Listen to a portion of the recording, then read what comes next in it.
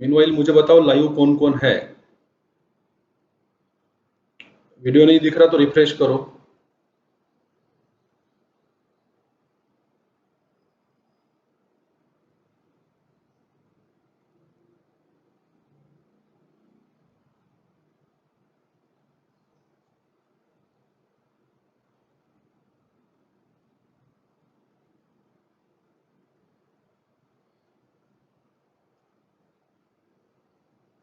तो आपको बताने की जरूरत नहीं है, मैं समझ जाऊंगा कौन कौन है लाइव।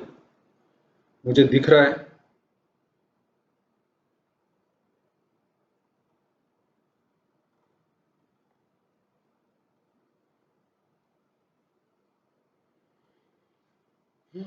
केही लाइव है। हाय केही, आई कैन सी यू। साहिल आ गया है लाइव, साहिल को भी मैं देख पा रहा हूँ।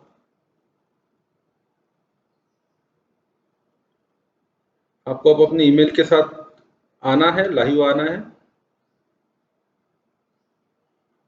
कोई डाउट हो, क्वेश्चन हो तो नीचे कमेंट बॉक्स से कमेंट कर सकते हो आप।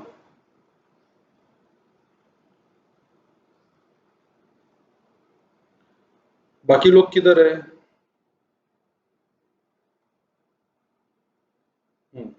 चलो कमेंट करो मतलब कमेंट मत करो, मैं देख पा रहा हूँ आपको, अगर आप लाइव हो तो।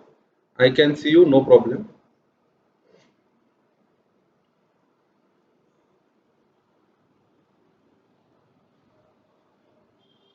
बाकी इसके बाद आपको रिकॉर्डिंग भी अवेलेबल रहेगी। वो जो कल इशू था थोड़ा सा आपको, कि वो क्वालिटी नहीं है सर, अटक रहा है सर, वो सब बात दूर हो जाएगा। आज ऐसे कोई प्रॉब्लम आपको नहीं होगी। फुल स्क्रीन कर लीजिए, स्क्रीन लॉक बंद कर दीजिए।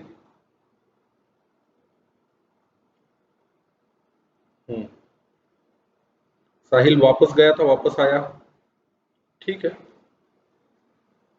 चलो पढ़ते हैं अपन, आगे बढ़ते हैं।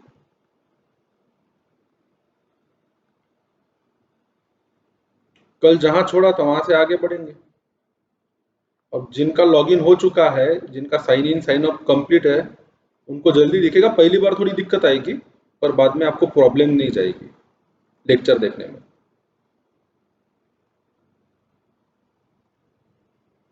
नए टॉपिक को स्टार्ट करते हैं, transfer of property in goods.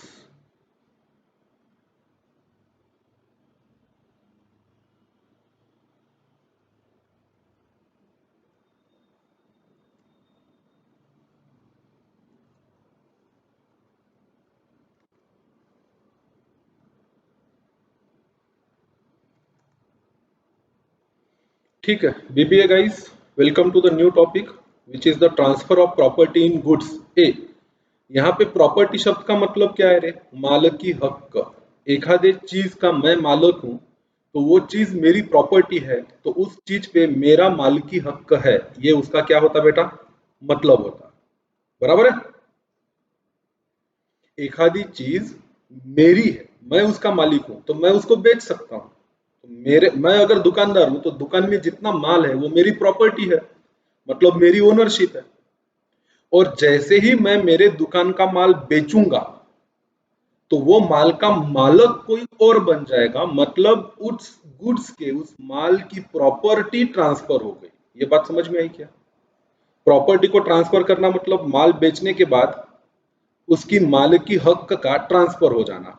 इस पे क्वेश्चन कैसे आते हैं? Explain the rights and obligation of a parties in passing the ownership. Ownership pass करने वाली दो पार्टियां होती है, एक बेचने वाला, बिक गया माल तो उसकी प्रॉपर्टी बन जाती है खरीदने वाले की, तो दूसरा व्यक्ति खरीदने वाला। उनके राइट्स और ऑब्लिगेशन के बारे में क्वेश्चन पूछा जा सकता है। दूसरा क्वेश्चन आ सकता है, explain the rules regarding the transfer of ownership. One and the same thing, property transfer करना क्या या ओनरशिप ट्रांसफर करना क्या, दोनों ही समानार्थी शब्द है। उसी का मतलब होता है प्रॉपर्टी ट्रांसफर करना और उसी का मतलब होता है ओनरशिप ट्रांसफर करना। साहिल, अगर तुम्हें कोई प्रॉब्लम है तो मुझे बताओ, तुम बार बार एग्जिट हो रहे हो, बार बार एंटर कर रहे हो। ठीक है। तीसरा है, explain the sale by non owners. हाँ, अगर आप किसी चीज के ओनर नहीं हो तो भी आप उसका सेल कर सकते हो। ये भी एक अलग टाइप है। वो एजेंट के तौर पे, अगर आप एजेंट हो तो आप ओनर नहीं हो, पर सौदा कर सकते हो माल को बेचने का। वो क्या होगा वो भी अपन पढ़ेंगे और समझेंगे। ठीक है, आगे चलो, अगला टॉपिक क्या है?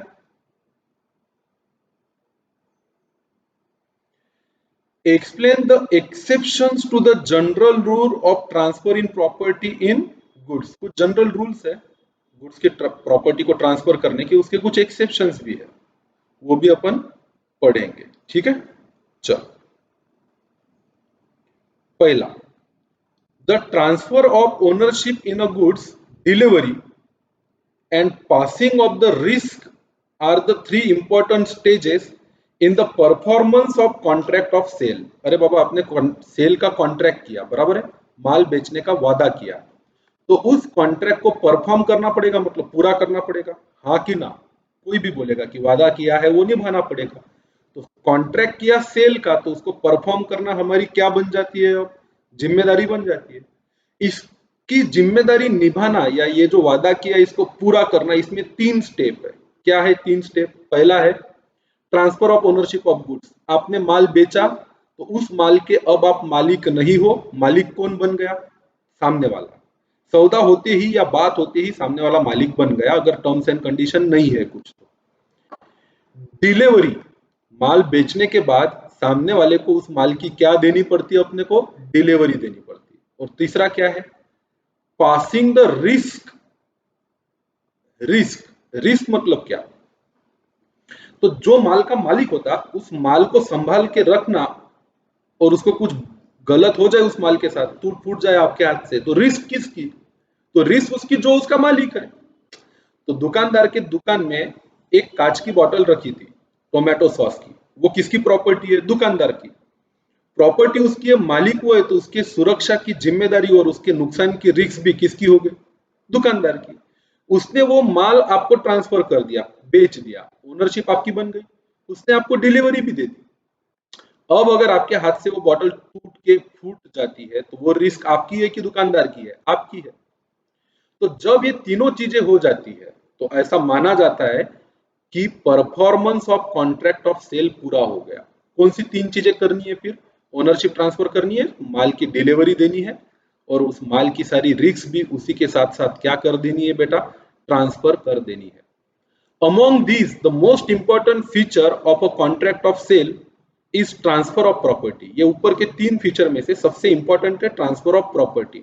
आपने जो माल बेचा, बाद में आप उसके मालक नहीं रह सकते, ये मोस्ट इंपॉर्टेंट प्रॉपर्टी है। बाकी तो डिलीवरी आपको देनी ही पड़ती, फर्ज है आपका, कर्तव्य है। और रिस्क तो अपने आप ही ट्रांसफर हो जाती है, जो मालिक बन गया अब उस माल की रिस्क भी उसी इंसान की रहेगी, ऐसा माना जाता है। It may be noted that there is a difference between property in goods and possession of goods। दो चीजें अलग है।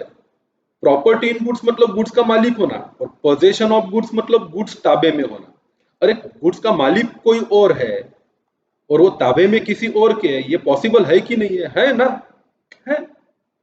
जैसे ट्रांसपोर्ट करने वाला इंसान, ठीक है, पीयूष वासनिक भी आ गया है ऑनलाइन, में देख रहा हूं उसको।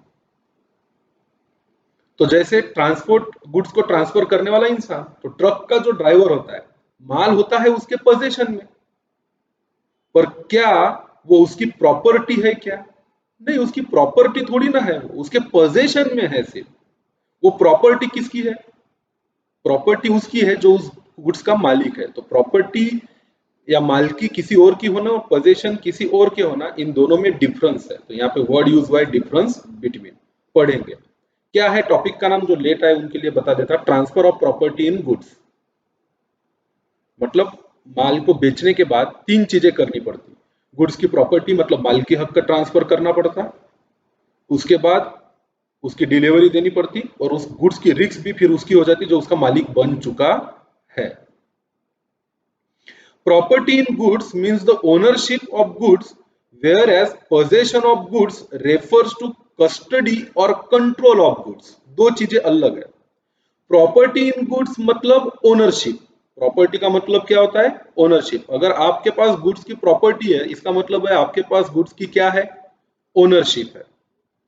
Where as the possession of goods refers to custody. Goods हो सकता है आपके पोजेशन में हो, जैसे कि ट्रांसपोर्ट के ड्राइवर के पोजेशन में होता है गुड्स, उसकी कस्टडी में होता है या उसके कंट्रोल में होता है, पर वो उस गुड्स का मालिक नहीं होता है, ओनर नहीं होता है, वो उसकी प्रॉपर्टी नहीं है, वो जो मर्जी वो उस माल के साथ नहीं कर सकता। merely because an article is delivered to a person and goods are in his custody, he will not become the owner of goods। क्योंकि सिर्फ merely मतलब सिर्फ सिर्फ article is deliver to the person, delivery आपको मिली है, आपके हाथ में कोई चीज या आर्टिकल आई है, and the goods are in his custody, और ये माल आपके कस्टडी में है, he will not become the owner of goods. आप चीजों के मालिक इसलिए नहीं बन जाते कि वो माल आपके पास है। माल तो दूसरे का भी हो सकता है, मालिक कोई दूसरा हो सकता है, माल आपके पास हो सकता है, तो तब तक वो माल आपका नहीं हुआ जब तक उसकी प्रॉपर्टी आपकी नहीं होती कायदे की नजर से। Unless the ownership is transfer, the transferee मतलब ट्रांसफर करने वाला व्यक्ति, ट्रांसफर लेने वाला व्यक्ति will not become the owner. आप तभी किसी चीज के ओनरशिप बनते हो जब आपको ओनरशिप ट्रांसफर की जाती है, और कायदे से ओनरशिप ट्रांसफर होना मतलब क्या? यही तो इस टॉपिक का नाम है, transfer of property in goods.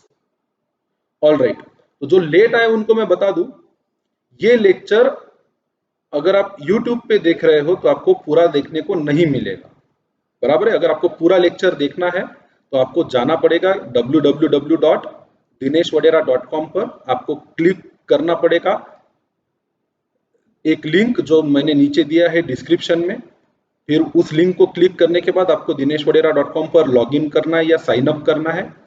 Login या साइन अप करने के बाद आप मेनू में जाइए, साइट मेनू में, और उसके बाद लाइव क्लास के ऑप्शन में जाकर आपको ये पूरा वीडियो वहां पे देखने मिलेगा।